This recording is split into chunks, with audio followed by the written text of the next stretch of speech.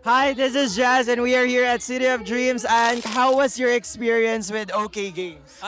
Masaya siya. Actually, first time ko pumunta sa event na ganito. For how long na po are you playing with OK Games or OK Bet?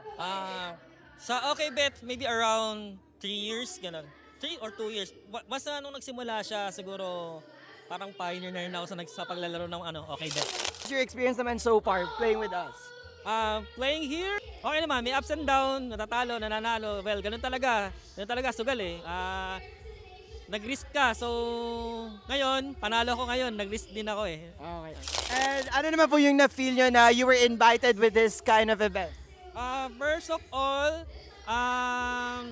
isang karangalan para sa akin ang may bitahan ng Okay Bet.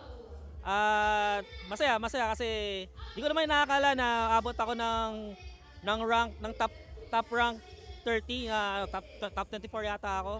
So hindi ko na-expect kasi hindi na ako naglaro ng 1 week eh. So hindi ko na-expect na makapasok ako. Ano mo masasabi nyo with OK Games? Yeah, napakaraming bonus, promos. Ayan, so if ever na matalo or manalo, maganda talaga. May mga makukuha kayong bonus pa rin. Kahit matalo kayo, may chances kayo makabawi. Kanina sa game nyo, kuya, how was the feeling na isa ka sa mananalo sa ating grand prizes? Yung tatlo na lang kami natira,